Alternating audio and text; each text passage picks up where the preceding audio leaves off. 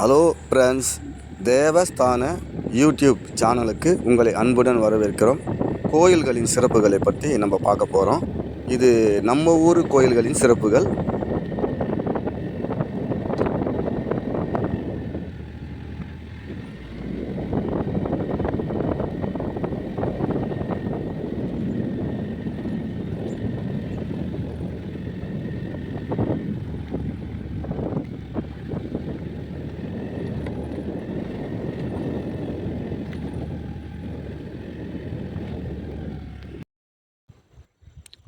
Friends, நீங்கள் பார்க்குறது பார்த்திங்கனாக்கா சித்தூர் போகிற வழியில் இன்றைக்கி ஒரு வேலையாக அந்த பக்கம் வந்தோம். அங்கே ஒரு சின்ன கோயில் ஒன்று இருந்துச்சு. வெளிப்புறத்தில் அந்த ஆர்ச்சி பார்த்தேன். சரி, உள்ளே என்ன கோயில் இருக்குது அப்படின்னு சொல்லிட்டு பார்க்கலான்னு வந்தேன். பார்த்தா இது எப்பத்தி கோயில்னால் எனக்கு தெரியாது. ஆனால் இங்கே ஒரு சின்னதாக ஒரு கோயில் கட்டியிருக்காங்க, அம்மன் கோயில். இது பார்த்திங்கன்னா மலையில் தான் இருக்குது, ஒரு சின்ன மலை பக்கத்தில். ரொம்ப அழகாக இருக்குது. இங்கே சுற்றுலும் பார்த்தோன்னா பெரிய பெரிய பாறைங்க இருக்குது. இதுதான் அந்த கோயில். யாரும் இல்லை.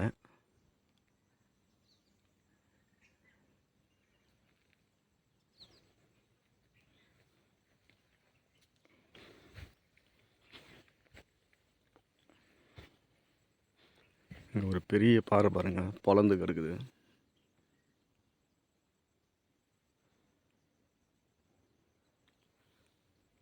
ஒரு பெரிய பாறை, அது பார்த்தா ரெண்டாக பொழந்துருக்குது.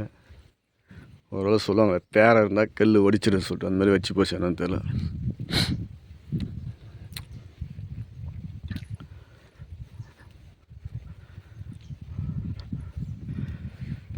சிவலிங்க ஒரு சிலை இருக்குது.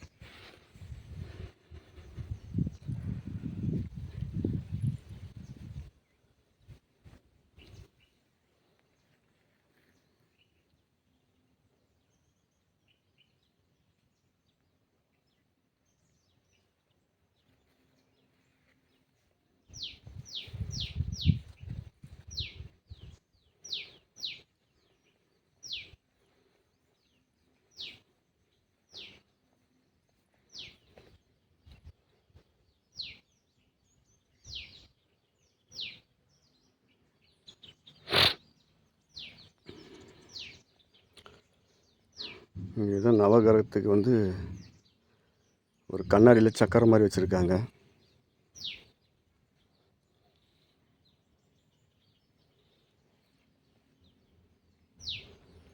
இன்றைக்கி பௌர்ணமி. இன்றைக்கி பௌர்ணமி காலைல பூஜை பண்ணிட்டு போய்க்கிறாங்க.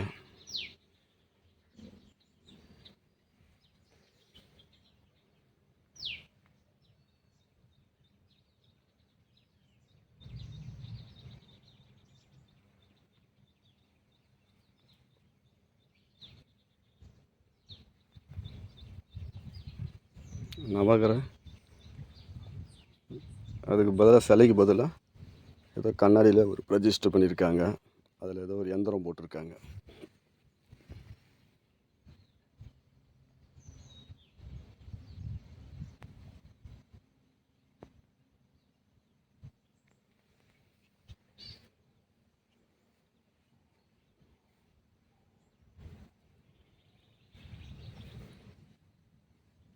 இங்கே பார்த்திங்கன்னா சின்ன சின்ன சிலை வச்சுருக்காங்க சிவபெருமானை சுற்றி. ஆனால் நந்திக்கு பதிலாக இது ஒரு மாதிரியாக இருக்குது. இது ஒரு மாதிரியாக இருக்குது. நந்தி மாதிரி இல்லை. நந்தி முட்டி போட்டுன்னு இருக்கும். இது மாதிரி நான் பார்த்ததில்ல. இதுதான் புதுசாக பார்க்குறேன்.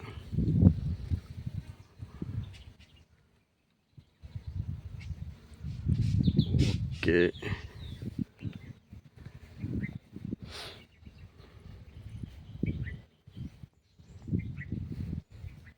இந்த பாருங்க,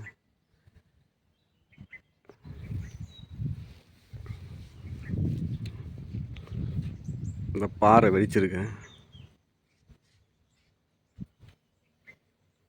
அதுக்கு நேராக கம்பம் ஒன்று இருக்குது.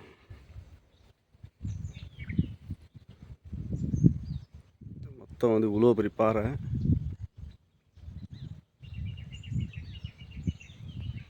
ஆனால் இது கொஞ்சோண்டு வெடிச்சு போயிருக்கு.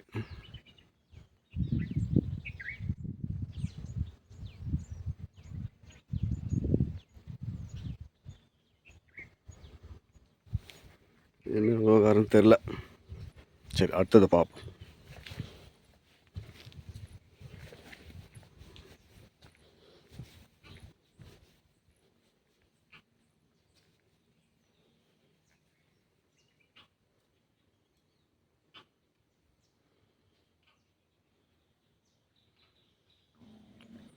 கோயில் வந்து பூட்டப்பட்டிருக்கு, அதனால் உள்ளே போக முடியாது நம்மளால்.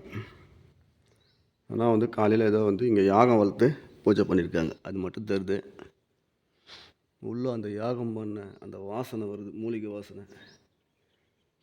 இது கல்லால் ஆன கோயில் தான்.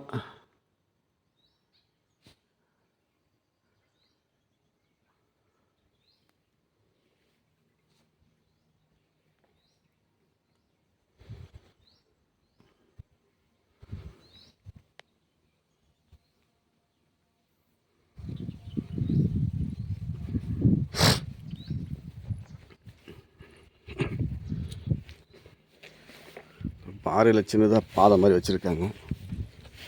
என்ன நந்தசி ஏதாச்சும் தெரில, ஏதாவது ஐதீகம் இருக்கும், என்னன்னு தெரில. ஆனால்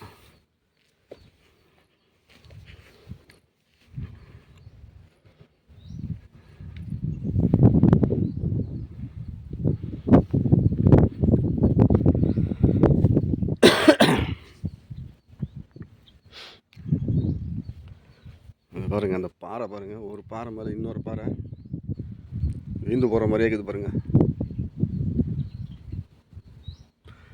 ஒரு பாறை மேலே இன்னொரு பாறை. ஓகே, இது மொத்தமே பாறைக்குள்ளே தான் இருக்குது இந்த கோயில். வந்து வெளிப்புறம் மட்டும்தான் இது மாதிரி இருக்குது எதிரில்.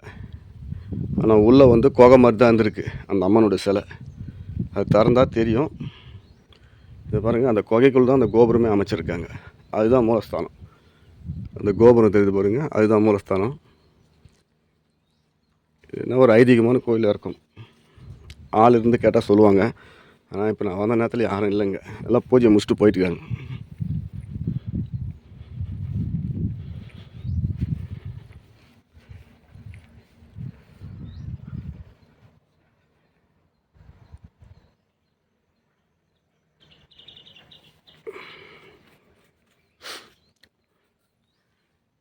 இந்த மலை மேலே பாருங்கள், சின்னதாக ஒரு விளக்கேற்றத்துக்காக வச்சுருக்காங்க ஒரு தூண் மாதிரி.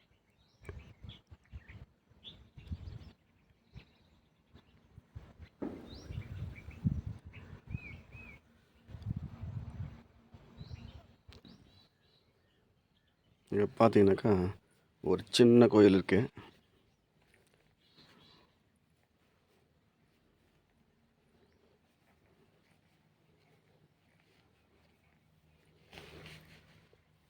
உள்ள ஒரு அம்மன் சிலை இருக்குது.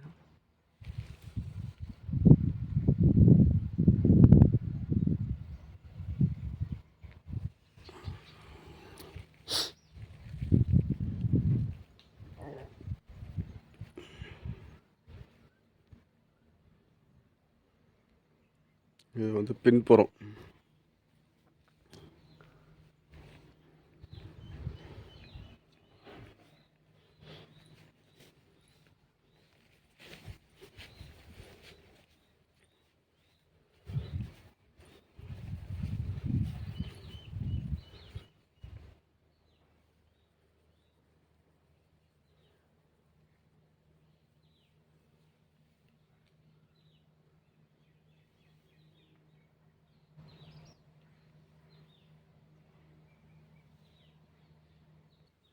இப்போ பார்த்தீங்கன்னாக்கா ஆள் போக முடியாத ஒரு இடம் மாதிரி இருக்குது. இங்கே சின்னதாக ஒரு ஜனம் மாதிரி இருக்குது. தண்ணி வந்து இதுக்குள்ளே தேங்கி இருக்கு.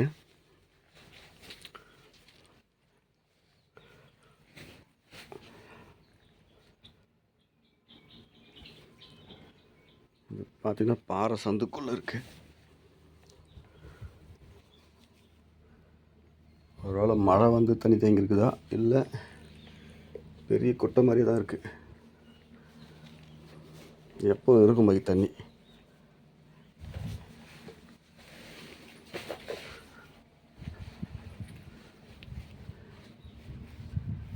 இது தண்ணி ரொம்ப நாளாக இருக்கிற மாதிரி இருக்குது. இதை பாருங்கள்,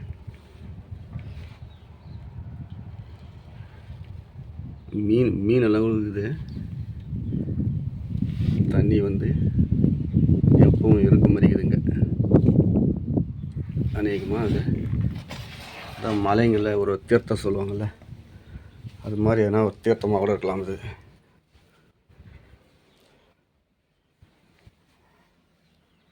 நல்லா ஒரு சில்னஸாக இருக்குது. இந்த இடம் வந்து ரொம்ப நல்லா சில்னஸாக இருக்குது. ஒரு அமைதியான சூழ்நிலைங்க. சில பேர் தியானம் பண்ணுறதுக்கு அமைதியான இடம் கேட்பாங்கள்ல, அது மாதிரி அமைதியான இடம் வேணுன்னா கூட இந்த இடத்துல வந்து தியானம் பண்ணலாம். அந்த அளவுக்கு நல்லா இருக்குது சூழல். எந்த ஒரு பயமும் இல்லை. ஆனால் இங்கே யாரும் ஆள் நடமாட்டமும் ஆடு மேய்க்கிறவங்க கூட யாரும் கிடையாது நான் வந்த வரைக்கும். இப்போ இது இன்னொரு பகுதி இருக்குது, பார்ப்போம். இப்போ நான் சொன்னேன் அதுதான் இன்னொரு புறம். இது இதை பாருங்கள், அந்த குன்று.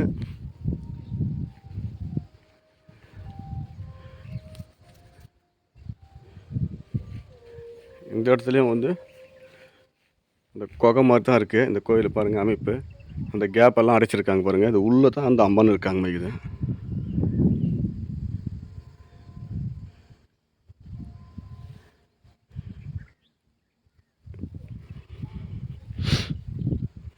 இது பாருங்கள், இது முன்னாடி இருக்கிறது ஒரு கல் தான், முழு கல். அது அதுவும் இதே மாதிரி தான் ரெண்டாக உடஞ்சிருக்கு. எவ்வளோ பெரிய கல் பாருங்கள். அதுவும் முழு கல்லாக இருந்தது, அப்படியே பாதியாக உடஞ்சிருக்கு.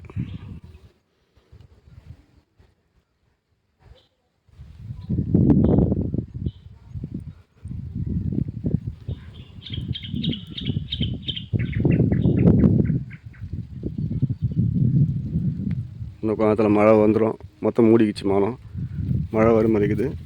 சரி, நான் கிளம்புறேங்க. இது எங்கே இருக்குன்னு கேட்டிங்கனாக்கா, நம்ம சித்தூர் போகிற வழியில் செக் போஸ்ட்டு தாண்டி கொஞ்சம் தூரம் பண்ணால் ஒரு பிரிட்ஜு மாதிரி கட்டிங்கிறாங்க அங்கே புதுசாக.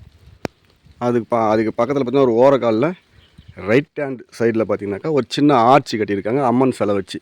அந்த ஆர்ச்சி வழி வந்தால் 1 கிலோமீட்டர் தொலைவில் இந்த கோயில் இருக்குது. ரொம்ப அழகாக இருக்குது. பிளேஸும் வந்து பார்த்திங்கனாக்கா யாரும் கிடையாது, நல்லா ஒரு அமைதியான இடம்.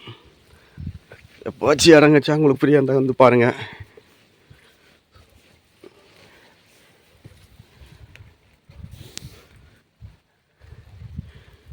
இது வந்து மேலே போயிட்டு அந்த விளக்கேற்றுக்கான பாதை. இருந்தாலும் நம்ம கோபுரத்து மாதிரிலாம் காலை வைக்கக்கூடாது, அதனால் நான் இங்கிருந்தே காட்டுறேன்.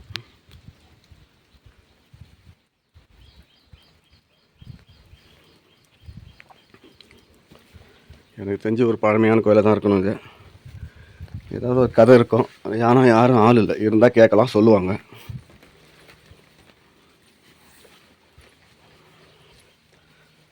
ஓகே ஃப்ரெண்ட்ஸ், பார்த்தாச்சு. இன்னொரு வீடியோவில் இன்னொரு கோயில் பார்ப்போம். ஃப்ரெண்ட்ஸ், எப்படி இருக்குது கோயில்? இது வந்து பார்த்திங்கன்னா மழை ஆரம்பிச்சிச்சு. இப்போது இந்த கோயத்தில் போயிருந்தோம். எப்போ நேரம் கழிச்சுனா வந்து பாருங்கள். இதெல்லாம் வந்து பார்த்திங்கன்னா ஒரு பார்க்க வேண்டிய ஒரு இடம். ரொம்ப சின்ன மலை தான். நேரம் கிடைக்கும் போது வாங்க. சித்தூர் ரோட்டில் தான் இந்த கோயில் இருக்குது. செக் போஸ்ட் அடுத்து கொஞ்சம் தூரம் தள்ளி வந்தீங்கன்னாக்கா அங்கே ஒரு ஆர்ச் இருக்கும், ரைட் ஹேண்ட் சைடில் வந்தீங்கன்னா பார்க்கலாம் அந்த கோயிலை. வாங்க, சமயம் கழிச்சா வந்து பாருங்கள்.